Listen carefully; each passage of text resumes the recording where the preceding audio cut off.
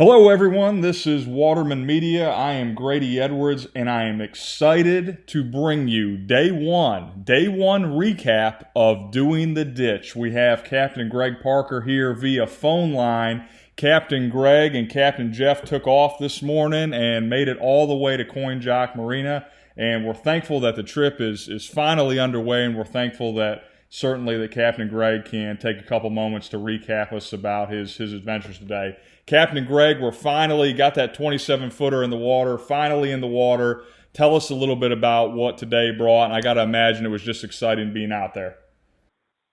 It was great. It was really good to see Macon pull the truck and the trailer off the ramp and leave us in the water. That in itself was an exciting feeling because we hadn't seen that yet either. But it was good. It was really good. We didn't let the excitement kind of hit us until I don't know. We left Portsmouth, and I think once we got into Norfolk, I think it kind of hit us both that we were actually starting to do the ditch. That's awesome, man. That's awesome. Like I said, I know you've had some trials and tribulations, but like I said, that's life, and we've talked about that. We've had a couple of podcasts about that, about some of the mishaps early that kind of postponed the trip. But like I said, you got underway today. Tell us a little bit about today, where you started and where you finished up, and everything in between. Grady, we actually we launched Adventure 2 at the City Park in Portsmouth, and we made our way through there to the Elizabeth River, and we just kind of once we hit the Elizabeth River, we took a hard right, and we within a couple of miles we were in Norfolk proper, and we actually we did some filming, did some a photo shoot right there at mile marker 0, and then we started making our way, and once we cleared that area, the bridges, one that we had to wait on, and then the Great Bridge Lock, they were actually unlocking for northbound traffic when we got there. So we actually watched, I think it was 6 motor yachts make their way through the lock, and they radioed us in, and then they locked us in. So we were locked in on both ends, and we sat there for probably 40 minutes, and then they radioed us, and we moved back to the middle of the channel. And we went on through, locked on through, and then we had another bridge we had to wait for. So out of the 4 hours and 4 hours and 20 minutes or so that we were at the helm, we probably had an hour 10, hour and 20 that we were actually standing still, waiting for bridges or the lock itself. And once we got through that, we made our way on through the Currituck Sound and on to Coinjock, and we got a little surprise when we turned the corner out of North Landing to the opening, basically the northern end of the Currituck Sound. It was a sustained 20, 22, gusting 25, and that kind of took us by surprise, Grady, to be honest with you.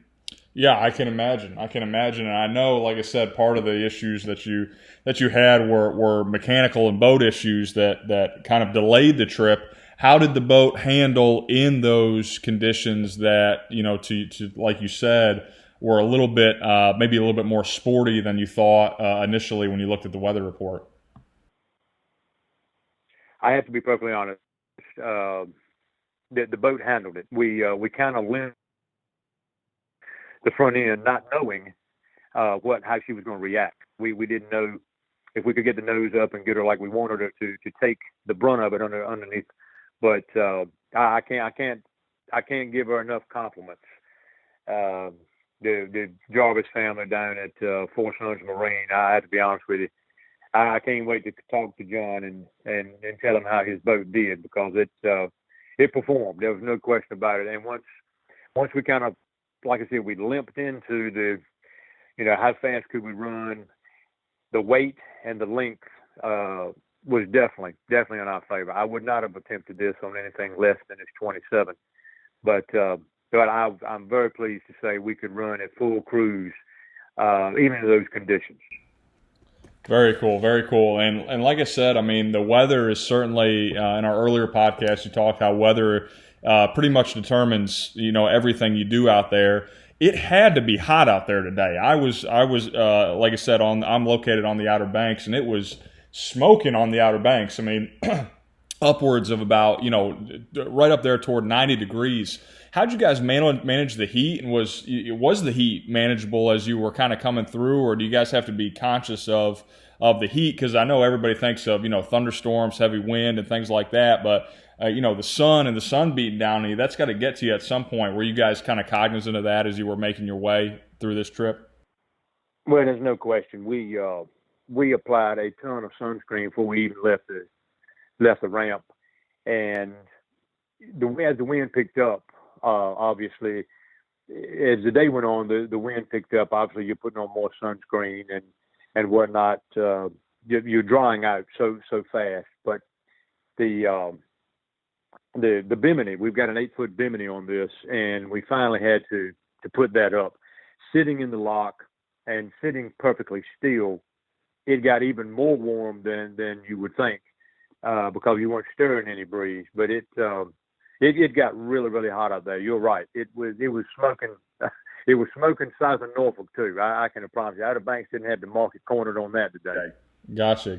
And like I said, yeah, for those of you who are just tuning in, you're running a 27-foot skiff. So like I said, that Bimini top, I know that helped, but you're exposed completely to the elements out there. And speaking of elements, the latest weather report really isn't, I would say, all that favorable. I was talking to a couple guys who were up here for Memorial Day weekend in the Outer Banks, and they brought their boat up, but they're kind of expecting some wind and some rain. What's the outlook for tomorrow weather-wise, and what are some of the challenges or things that you kind of got to be prepared for your trip tomorrow, the leg of your journey?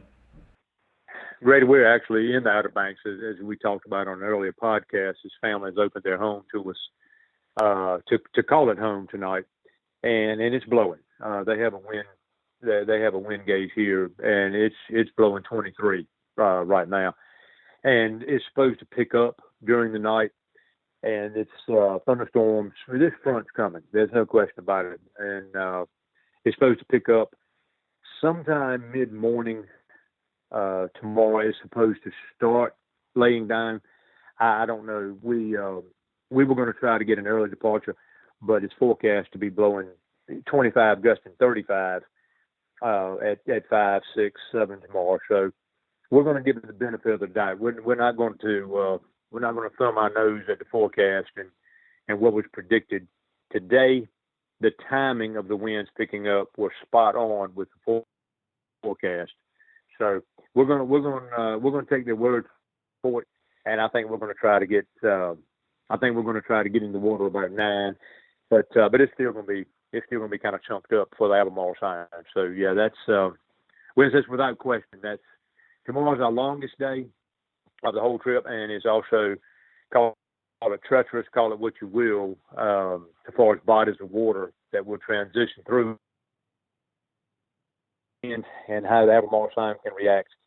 Yeah, tomorrow's going to be a test. There's no question. Equipment and people, I can promise you.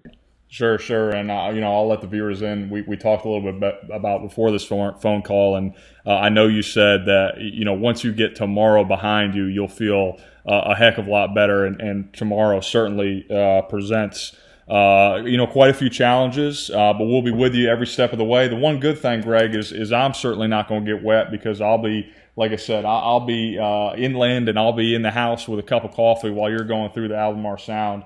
When it's, like I said, probably going to be raining on your head, but you'll fill us in, and like I said, it'll be quite an adventure nonetheless. So we're looking forward to it. Well, Grady, I think fortunately there's a bunch of people that's going to be having coffee or whatnot while we're out there following along on the InReach, that Garmin product that we're linked to. But I can say with all certainty, if it wasn't for you and Waterman Media, that nobody would be riding with us virtual. You and your team 100% responsible for this, and Jeff and I both are in your debt. There's no question about it. But I think the people that are going to be having coffee, following us, I think they're grateful they're not going to be on this boat tomorrow as well. But man, I'm telling you, we couldn't put this together without you, man. You and your team have made this an absolute joy. We're going to be taking it in the teeth, but everybody else gets a chance to ride. And we're certainly, like I said, us at Waterman Media, we're certainly glad to be a part of this as well. Adventure 2 is a fitting name for the boat because tomorrow is certainly going to bring its share of adventures. But for Captain Greg, I'm Grady Edwards of Waterman Media. Captain Greg, we'll let you get to bed. Like I said, I know it's late here on the Outer Banks, and you've got to get an early start for the morning, got to do your checks, and I'm sure you're going to be checking the weather report every couple hours. So for Captain Greg, I'm Grady Edwards of Waterman Media. Don't forget, you can follow Captain Greg and Captain Jeff on the Adventure 2 via Garmin, which sends real-time downloads, real-time location finder of where they are, so you can follow them. Literally, all you have to do is go to doingtheditch.com, www.doingtheditch.com. It is the very first button. As soon as the screen pops up, you'll see where are we now. You click that button, and Garmin will provide real-time updates of where they are on their trip, so you can follow them right along. And also, don't miss, every night we're going to be making these podcast uploads, and they're going to be more vodcasts because we're going to put a little video aspect to them as well. So you can obviously hear from Captain Greg, Captain Jeff, and me here at Waterman Media about the trip's recap, but you'll also, like I said, have some pictures, some video. So like I said, you'll be able to follow along with Captain Greg, Captain Jeff for the entire journey. Please tune in tomorrow about the same time. We'll recap day 2. It's probably going to be the longest day. Not probably, is going to be the longest day, and it will bring its share of challenges, so the Adventure 2 will be on task tomorrow. For Captain Greg, for Captain Jeff, for the Adventure 2, and for doingtheditch.com. Again, I am Grady Edwards of Waterman Media, and I'll send you off with this. Don't wait to live. Reach out and grab it all.